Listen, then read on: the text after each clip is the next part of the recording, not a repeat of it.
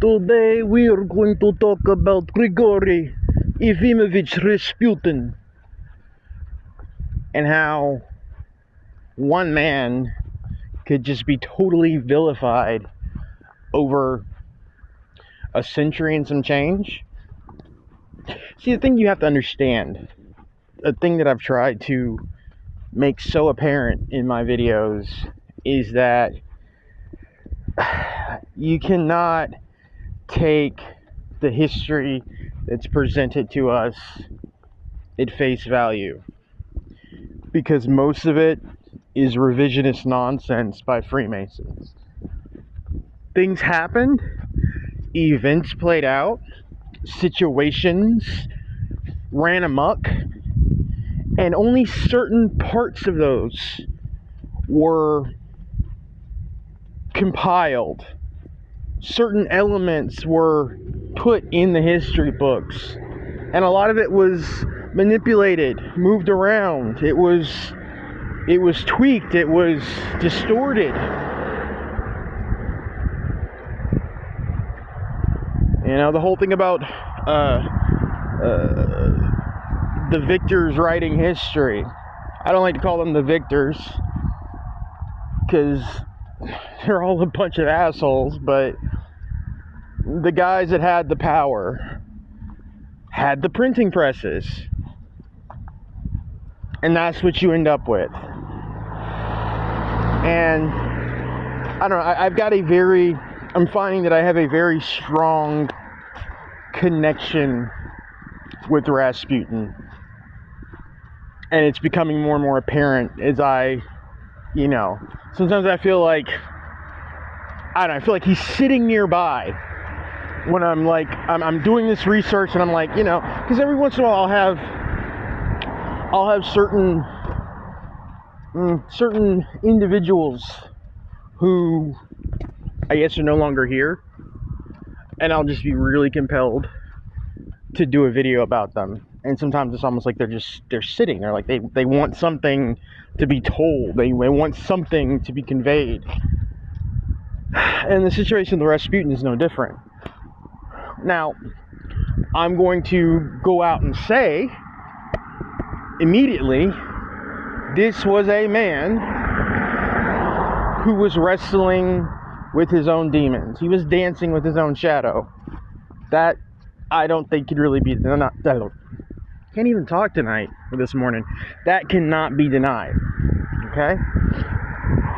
But was Rasputin the evil wizard, the dark conjurer, the malevolent, warlock that history paints him to as? No, I don't believe he was. I believe he had abilities. I believe he was tapped into something beyond this world. But I don't believe I believe very firmly, and this might be a hot take, but whatever, he wasn't one of them. And by them, I mean the ruling class. And when I say ruling class, I'm not even talking about the Romanovs. I'm talking about, who I'm talking about. Those secret society members, those behind the scenes really pulling the strings, and I'll get to that in a second. Rasputin was a guy who, through circumstance, found himself at the center of a very big event, and I think that he was stepping on a lot of toes. I also think there was something to be said for the Romanovs. I think there was something about that family that should be paid attention to. The fact that they were trying to get rid of the Romanovs, because there's a lot going on with the royal families, of all ilk, all around the world throughout history. There's a lot going on, and all royals weren't evil, despicable people. Some actively tried to push reform to an extent, change things. And naturally, when you go against, the Hydra, you don't come out unscathed. But Rasputin was a very interesting guy. Again, I think he had abilities. I think he had foresight. And please wait for the very loud truck. I think he had a modicum of knowledge about events and how they would transpire. And they tried so hard to paint him as this monster. I'm reading a book that brings a lot to light when it comes to Rasputin. Funny things like even stories about things that he did, claims that he made, weren't even true. I mean, the guy was followed around by Russian secret police. He was followed around by spies from different countries. Because everybody was just so confused, like, how this guy ended up in this place. Because generally, it's a pre-arranged process. You're in this secret society, you're in this club, and you get moved here. When a piece shows up that wasn't already on the chessboard, they get real nervous. To this day, they get real nervous. And he was that random piece, I believe. I really do. But there were just, claims that were made about Rasputin. And, oh my God. I've got this weird feeling in the pit of my stomach. Like it's almost like, I don't know, like somebody does not want me to finish this video. Whatever, I'm gonna keep going. Claims are made about Rasputin that were fabricated. There's one particular one where he makes a vulgar proclamation about the Tsarina. And I don't know if you know anything about Rasputin. I'm sorry. I'm assuming you do. I think most people have. Even if, like, the little they know about him, you have the idea of this really big, scary-looking guy who, looks like an evil wizard. And like I said, the guy had his own demons. I understand that. I'm not trying to absolve him of that. I also think that he was looking for the light. He was looking for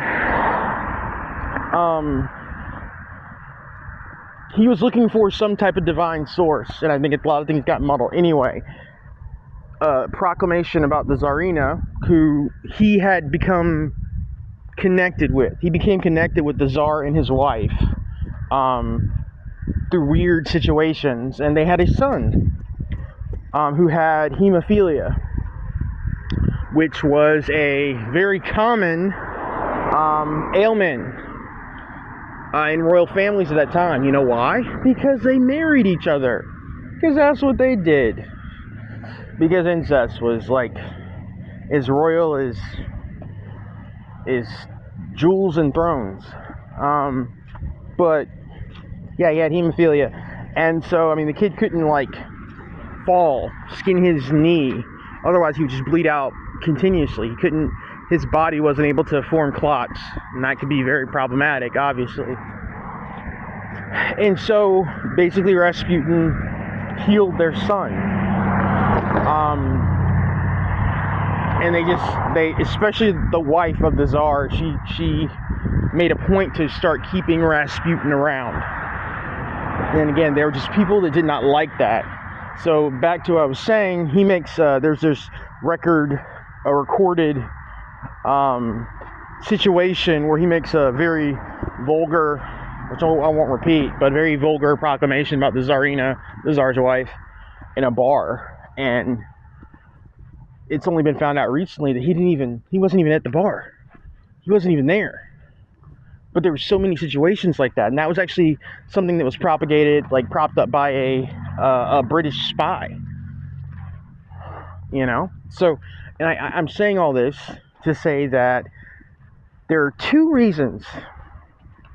things that stick out for me about why I feel that Rasputin was not who they said he was. One, three reasons. I'm sorry. When someone is historically pointed at as being a vile person, an evil, an aggressor, a malevolent force working against the good of humanity, one or two things are happening. One, they are a pre-approved cog. They're playing that little Masonic dance of I'll be the bad guy, you be the good guy. That shit they do, that they love doing.